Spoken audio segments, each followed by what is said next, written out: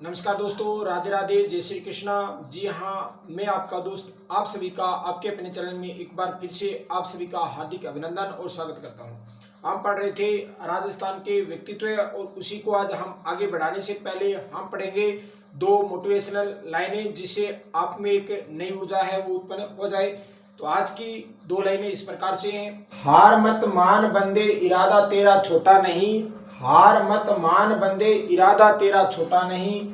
तू तो यूं ही मेहनत करता रहे, तू वो पाएगा जो तूने सोचा नहीं। आज सबसे पहले हम जो पढ़ेंगे वो पढ़ेंगे जमनालाल बजाज।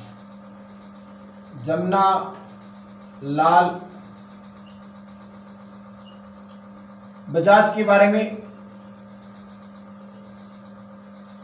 तो सबसे पहले अगर हम पढ़ें जमनालाल बजाज का जो जन्म है ये होता है 4 नवंबर 1889, काशी का वास सीकर के अंदर। क्या होता है? सीकर के अंदर इनका क्या होता है? जन्म होता है। इन्हें कई अन्य नामों से जाना जाता था, अन्य नाम। तो जमनालाल बजाज को गुलाम नंबर 4 के नाम से जाना जाता था और इन्हें गांधी जी के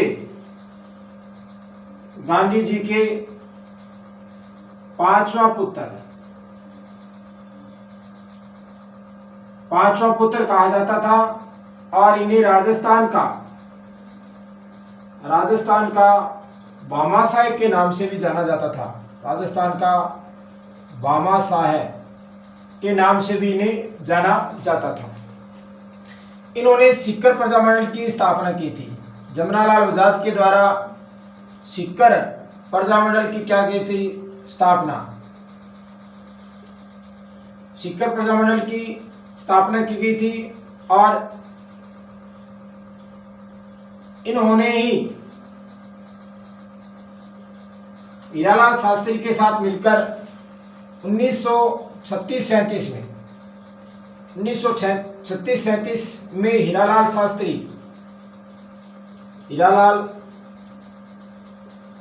शास्त्री के साथ मिलकर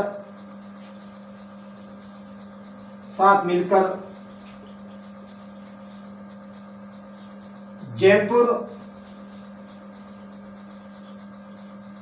प्रजामंडल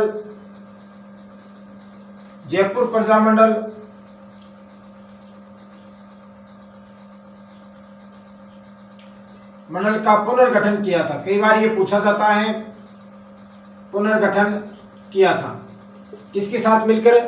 हीरालाल शास्त्री के साथ। और जमनालाल बजाज के द्वारा जयपुर में 1927 ईस्वी में चरखा संघ की क्या की गई थी? स्थापना की गई थी। चरखा संघ की क्या की गई थी? स्थापना की गई थी। और कहाँ की गई थी ये? जयपुर में। किसके द्वारा? जमनालाल बजाज के द्वारा। किसके द्वारा? जमनालाल बजाज के द्वारा। और जमनालाल बजाज को अंग्रेजों ने राय बहादुर की उपाधि दी थी। और ये जो उपाधि है ये जमनालाल बजाज ने प्रथम विश्व युद्ध में अंग्रेजों का साथ दिया था। इसी के उपलक्ष्य में जमनालाल बजाज को राय बहादुर की उपाधि है ये मिली थी। राय बहादुर की उपाधि। और इसी उपाधि को इन्होंने असहयोग आंदोलन में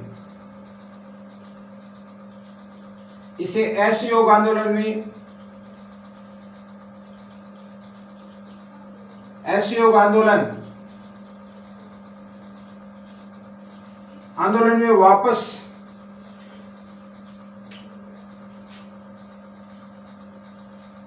वापस लौटा दिया। यानी कि जो जमनालाल बजाज थे उनको अंग्रेजों के द्वारा प्रथम विश्व युद्ध में सहायता करने के उपलक्ष्य में राय बहादुर की उपाधि है ये दी जाती हैं। और जिसे जमनालाल बजाज ने असहयोग आंदोलन में इस उपाधि को वापस लौटा दिया। इनकी जो पत्नी थी उसका नाम था जानकी देवी बजाज, पत्नी का नाम जानकी देवी बजाज था, जो पद्म विभूषण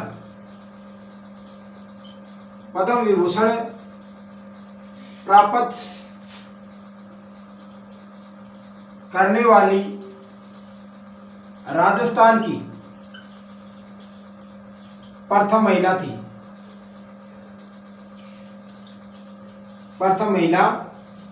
तो ये थी जमनालाल बजाज के बारे में महत्वपूर्ण बातें, जो एग्जाम की दृष्टि से क्या हो जाती है, महत्वपूर्ण हो जाती है। अब जो हम पढ़ रहे हैं वो पढ़ेंगे केसरी सिंह बारठ।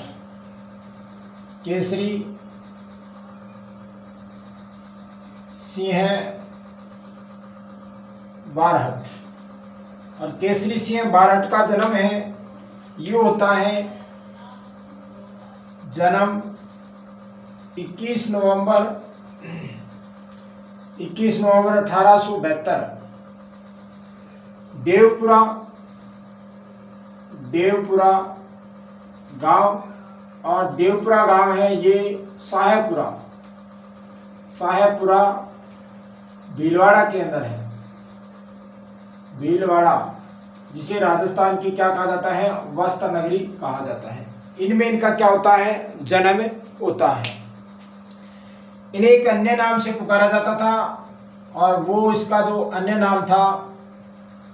नाम इसे राजस्थान केसरी के नाम से पुकारा जाता था।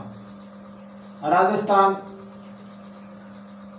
केसरी के नाम से इन्हें पुकारा जाता था। इनका पूरा परिवार है, ये देश के लिए शहीद हो गया था। इनका पूरा परिवार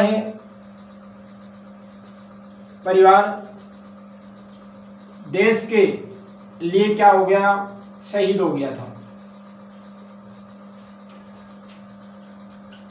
शहीद हो गया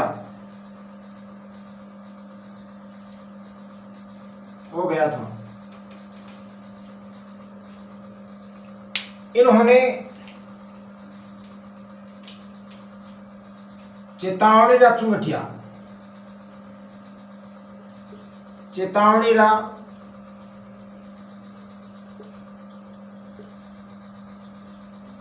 चुंगठिया नाम से 13 सोरठे लिखे थे। 13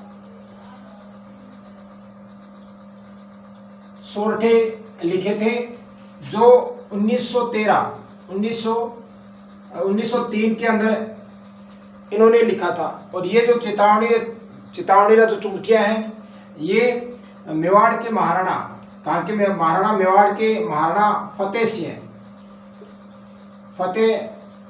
सिंह, जो मेवाड़ के क्या थे, महाराणा थे। इनको दिल्ली दरबार में जाने से रोकने के लिए इन्होंने 13 सोरठे लिखे थे, जिन्हें क्या कहा गया, चेतावनीरा चुंगठिया कहा गया। इनके द्वारा 1910 ईस्वी में गोपाल सिंह खरवा, इन्होंने 1910 में गोपाल सिंह खरवा के साथ मिलकर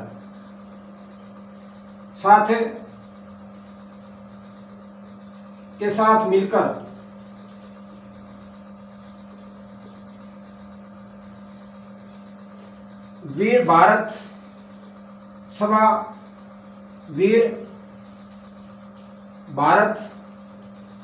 सभा का क्या किया था, इन्होंने गठन किया था।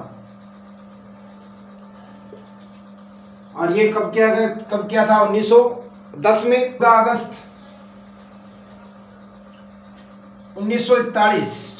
1941 को इस महान आत्मा को इनका क्या हो गया था, निधन हो गया था। इनका कोटा में क्या हो गया, निधन हो गया था। यानी कि 14 अगस्त 1941 को इस महान आत्मा का कोटा में क्या हो गया, निधन हो गया था। तो ये आज की जानकारी थी। अगर अच्छी लगी है तो इसे आप लाइक करना, शेयर करना, और अगर आप पहली बार हैं तो इस चैनल को सब्सक्राइब करके बेल आइकन प्रेस कर लेना। आज के लिए इतना ही, फिर मिलेंगे अगले वीडियो में। तब तक के लिए जय हिंद, जय भारत, वंदे मातरम, राम राम।